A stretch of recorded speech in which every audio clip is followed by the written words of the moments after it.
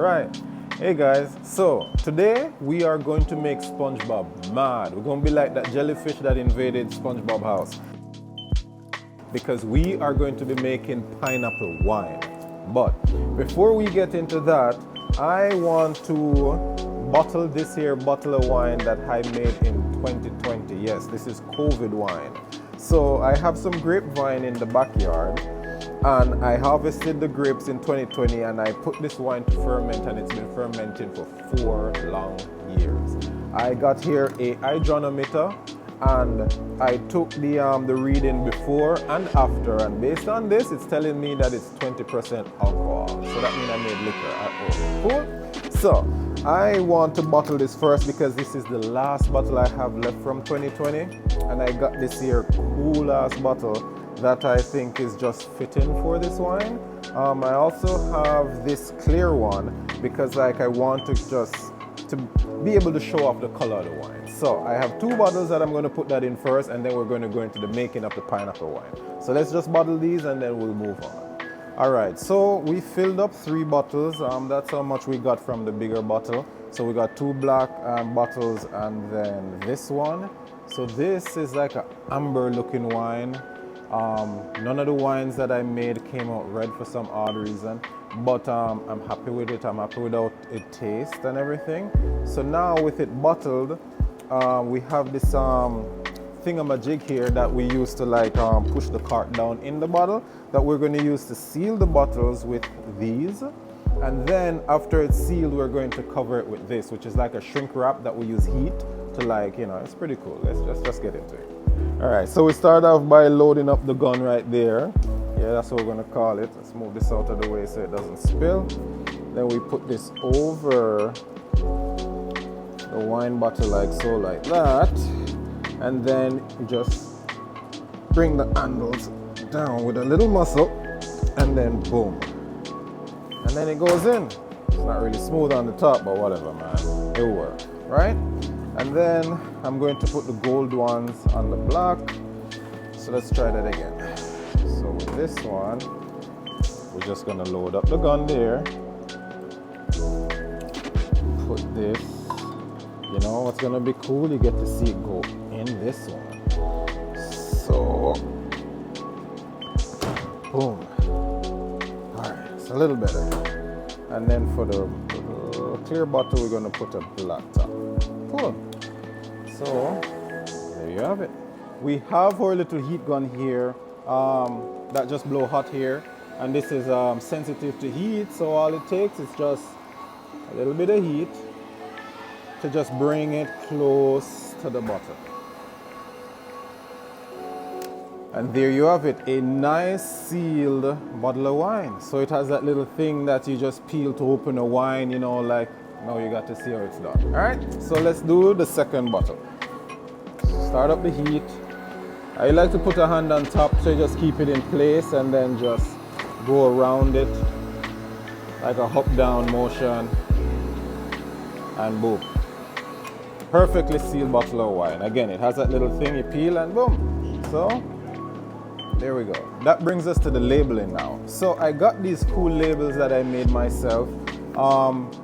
I only gave wines to friends at $300 per bottle. I didn't sell it to them. I gave them to them as a gift and told them that they should hold on to it because the brand is going to be this big thing, and then one day the bottle of wine is going to be worth thousands. But anyway, each of their bottles had their individual name on the bottle, right? Because it was a gift from me to them. So this is what some of the labels look like. So there's different designs. So for the black bottle, I am going to put a purple rose here. So it's sticky on the back, and then just put it in the middle. I kind of designed like a black background, so the black kind of blending with the black bottle, and then so that way the purple rose just stand out. So it doesn't look very straight, but that is what that looks like. So I think this is pretty cool, and it says like a special blend because it's the last bottle. So that's for that one, and then I'm going to do one of these black with like a lightning design with a little butterfly that's pitching on the golden rose. I feel like that was sick. And there it is. And it has my name at the bottom, established in 2020. And that is it. Backyard 2020. Alright, so with that being said, and that's finished, we are going to get into our pineapple winemaking now. So I am going to peel these and cut them up and put them in a white bucket there. And then we're going to take off our shoes and get to the stem. I'm just kidding. We're going to use this potato smasher to squish it out a bit, add some water, add some sugar, some yeast, and then let it ferment. So I'm going for a light peel here, nothing perfect. I just want to get off most of the skin, and then we'll just get into the cutting. So let's get to it.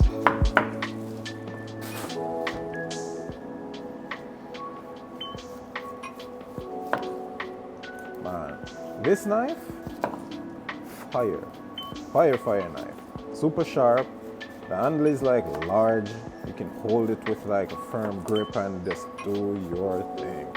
But anyway, I'm just peeling off the outermost layer. Like, I'm not really worrying about like the black spots as much, because like we are going to strain this at the end of the day, so it's not gonna matter much. Some people put the skin, but I'm not gonna put the skin for just personal reasons. I don't think it takes away from the wine, but that's just me. And then this middle piece, some people also don't put that, but I found that it breaks down during the initial fermentation anyway, like it becomes soft, so I'm just gonna leave it in there. So I'm going to just do this.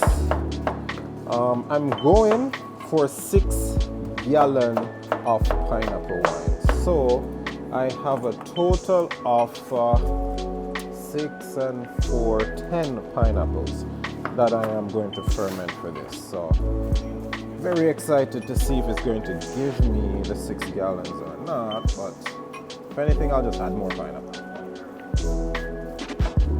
Alright, so I finished the cutting, and this is what everything looks like. So it's a bucket of pineapple, and this is my potato smasher that I'm going to use to smash it. So this point is just to get it as mushed out as possible and a lot of the juice is out and flowing, because we are going to add water and then we're going to add sugar and yeast and let it ferment, which is going to further break down the fibers of the pineapple and force out more juice, and then we strain it all and let it ferment for long term. So this is just to loosen up the fibers of the pineapple and let out the juice.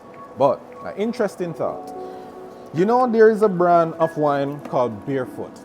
I always thought that, you know, what if they use their barefoot to stomp out the grapes, like back in the day when they do like cranberry juice, and that's why the brand is called Barefoot. Wouldn't that be interesting? We're out here drinking people foot juice, man. But anyway, to the pounding.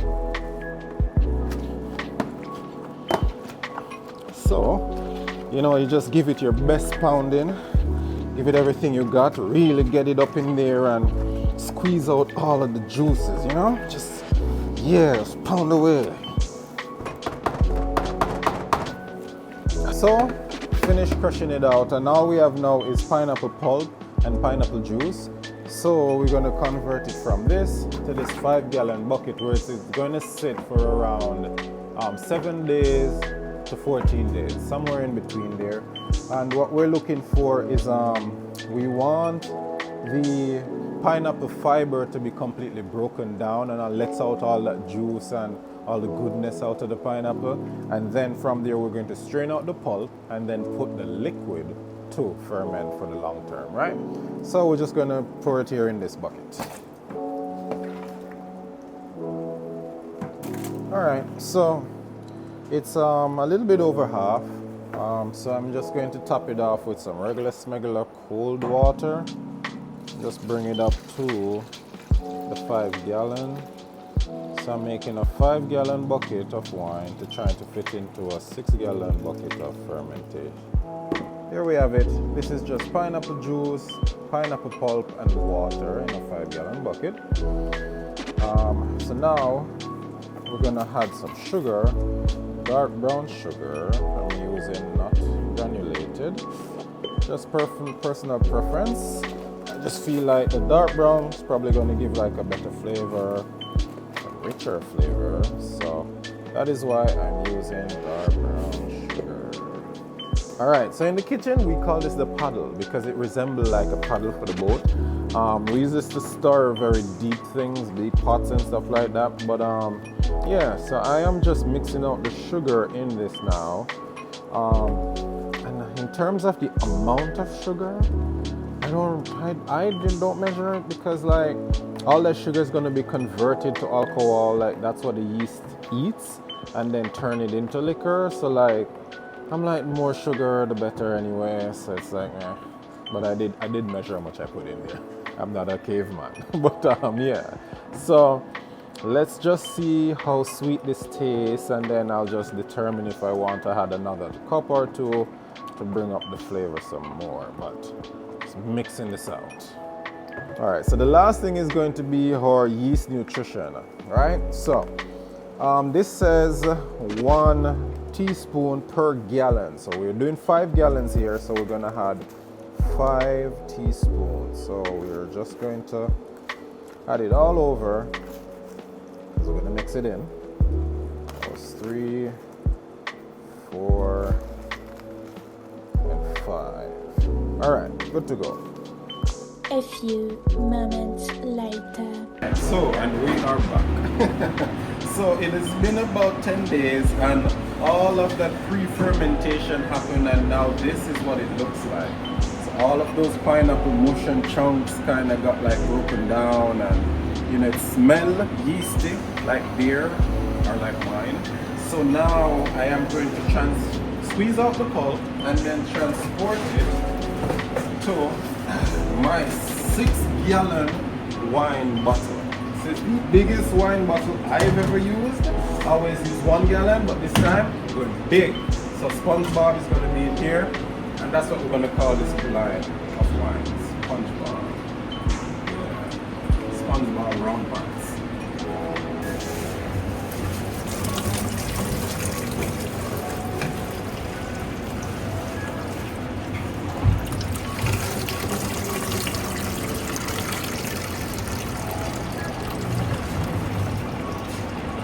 I've separated all the pulp, throw it out, from the actual wine, and I'm left with 5 gallons of pure pineapple wine. But I'm kind of sad because the bottle is 6 gallons, so I'm going to have a whole gallon space in there, but I'm just going to have to work with it. But after separation, this is what it looks like.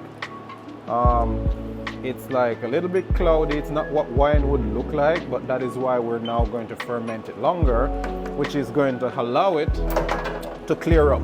So we are going to elevate this up there, and then remember this? Yes, this is where this come in handy. We are going to put this here. It has a little clip. You clip it on the edge like so, like that, and then this goes in the bottle. Oh cool. So this thingamajig, didn't find out the name, you just give it a pump, and then voila, magic. It's pouring out in there, and that just makes the process easier. So I'm just gonna leave it there to just pour in and fill up, and then come back and check on it later. All right, so I am so disappointed and sad because I wanted to fill the bottle a lot more, but I miscalculated somewhere in there. The pulp in the bucket, you know, raised the liquid. So I was thinking that, oh, you know, the bucket would give me, you know, like 6 gallons because I used 2 buckets. But the pulp is a part of that gallon, or those gallons. So it's like came up short, and this is what I end up with. Still a lot. This is about 5 gallons. I'm guessing that the rest of this is a gallon, but you know, we take what we get and we roll with the punches. So we're gonna just finish it up. But anyway, this here next thingamajig, I'm not a professional winemaker, so I don't know what these things are called.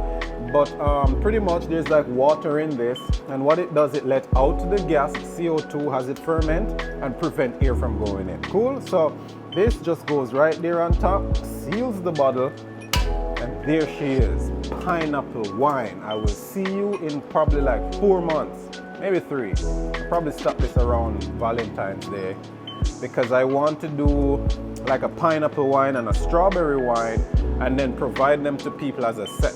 So you'd get like, you know, people Valentine's, they're in love, so they'll get like a couple pair of wine, you know, so like you get it for your spouse or whatever as a gift on Valentine's. Like, I feel like a pineapple wine and a strawberry wine set in a nice packaging would be a great gift for Valentine's. So this is going to be ready in February and we're in November, so 3 months. There we go.